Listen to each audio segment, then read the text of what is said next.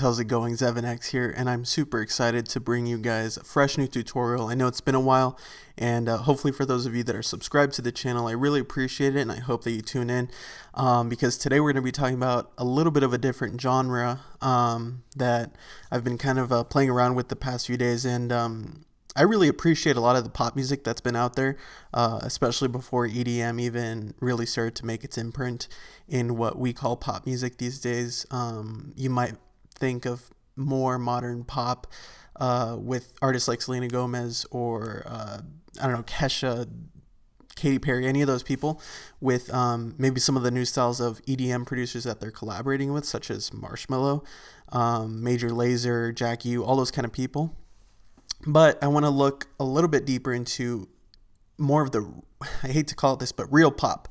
More of the pop that of the world that they come from, and I think it's really cool because it's already electronic, but it still just has a little bit of a different approach. So what I'm going to be showing you today is basically a deeper dive into this project file that I came up with here, and I'll give you a quick preview right now.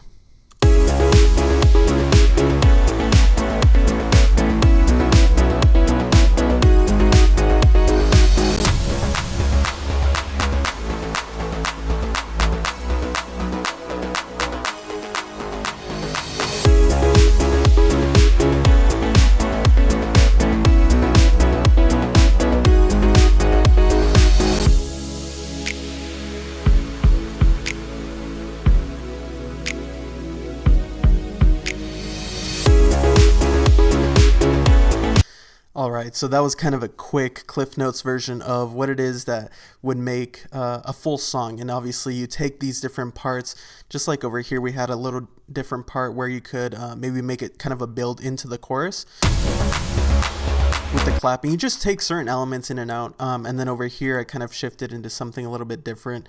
Maybe you can consider it a bridge, going from the second verse, bridge, and then go into the next chorus, like here. So changing a few elements like that can really make a difference. And let me just go through the individual layers just to go first off with percussion. Let's really simple. And the tempo wise, you can play with it. I feel like 120, anything between 115, 120 is really that middle ground of where they like to stay between. But let's just show you these drums real quick. And I'll go a little bit into, you know, how I maybe refine some of these sounds a little bit more. And by no means this is a professional finished track, but it gives you an idea. Here's the kick. Really hard kick, a little bit short, but I threw on some saturator there just a tad, get that drive going, make it a little harder, because I've noticed in these pop tracks the kick really punches through, but it has a little bit of grit to it to really snap, so it's a little bit more dancey. And then we got this layer,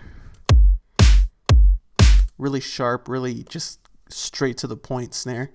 And then if we go here, we got the hat, which really is just really simple, but it gives it a little bit of that rhythm that I might need in percussion. So I think that most of you can keep up with me up until this point. And just the claps real quick. I mean, they're very simple, but I'll just show you that since it's percussion. And that clap is actually one that comes from the samples within Ableton itself. It's just, I think, a 909 clap or an 808 clap. And I really love this technique that I saw somewhere. I can't even remember where. Ping pong delay and throwing it on 2 and just throwing that dry wet down a little bit to give it that kind of sound where there's a little bit in between. It gives it a little bit more rhythm. You can hear a little bit of that feedback. So we have that, and that's really as complicated as it gets for the drums. Let's look a little bit into the effects because those are pretty simple as well. So I want to go into the simple stuff first and then go into the more complicated stuff if you feel like sitting through that. So just really easy, quick stuff. Sweep down, sweep ups.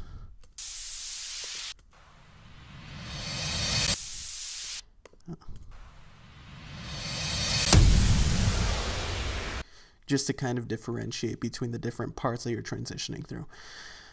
And then let's look through the MIDI, the synths, and all the crazy stuff. Now, one thing that I do recommend is that you do use maybe a real instrument, because I have noticed that in a lot of these songs, the main one that I'm referencing is I listened to Selena Gomez's song, I think Slow Down. and they kind of introduce a real instrument, maybe in the beginning or at some point in the song, and just as a layer. It really helps as a layer. But here is I'll start with the bass lines. I feel like a lot of these songs have this bass line where I would compare it to kind of that, I believe it's called like new disco, that Porter Robinson style bass. It's kind of a rolling bass that you would find in trance, but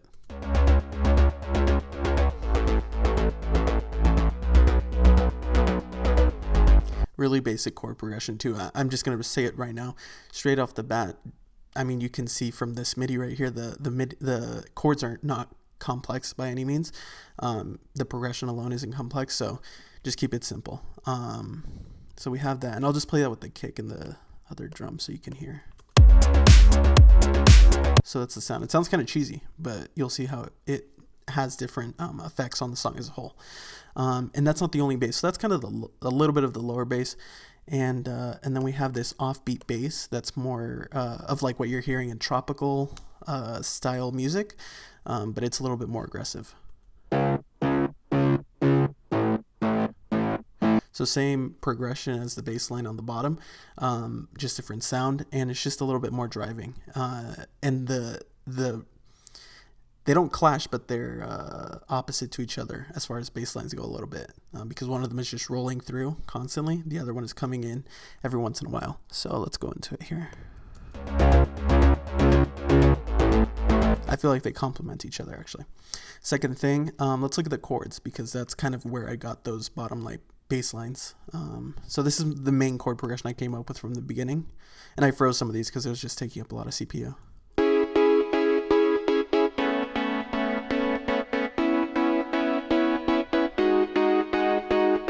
Really simple. I mean, you can see it's just triads, no big wide open chords. So that's the chord progression. It's just with a simple preset. All of this is just presets, very basic presets. And that's one thing also that I should mention is when you're going in there trying to think, oh, I need to find that pop preset, simple, basic, just anything that you have within your own banks, it's probably there. So there's that. I added this shimmer pad. It was actually called shimmer pad. And so I thought because they named it that, it's got to be the one I need. And it sounds like this.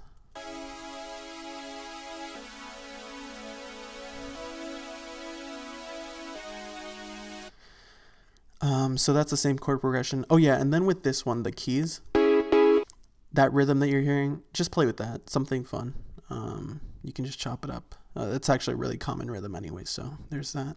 And then we have these synth stabs that I think make a really big difference because it adds that kind of pop every time that the first like kind of bar hits, and so it kind of sets that tone.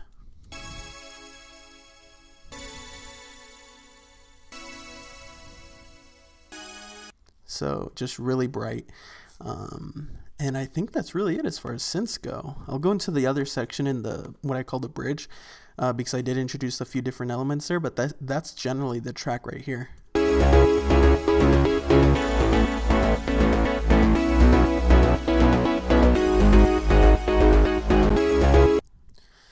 And then we have this with the drums. I'll just play it all for you, basically. Well, I'll just play it all for you again.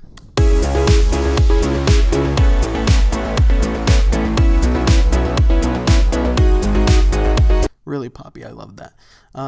In the breakdown section, like I said, I added those claps,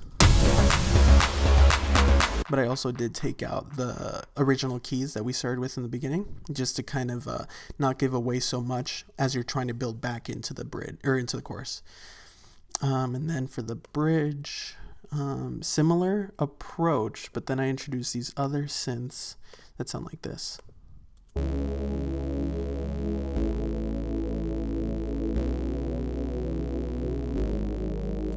And they sound a little rough, very just basic and very rough, no real sound there, but I feel like they kind of work because this one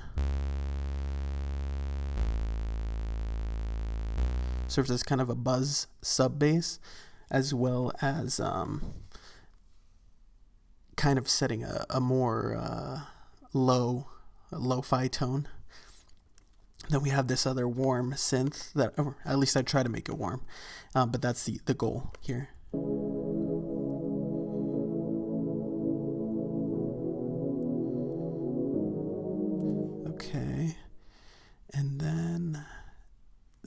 other difference here is this this kick and snare, or snap actually.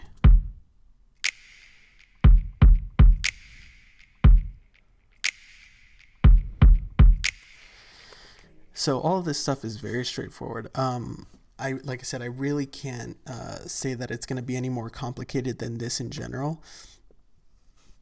And excuse me. Now, something that obviously I do highly recommend is that you do make some variations within the track. It'll help it make it sound more interesting throughout. So maybe in the bridge, something I would have done is maybe changed maybe the second or third chord, just to introduce a different kind of vibe, a different tone.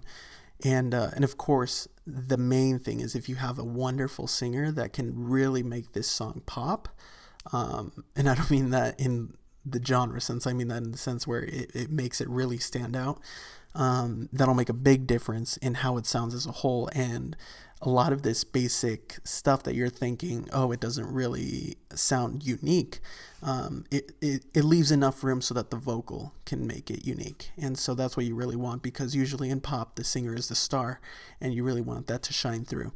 But this will definitely carry their voice. And so, again, this is kind of a look at how to do pop.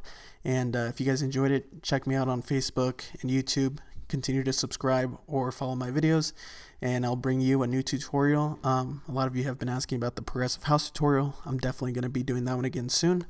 I have some new approaches and different things that I'd like to show you guys, so leave in the comments down below what you would like to see next time. Thanks, guys.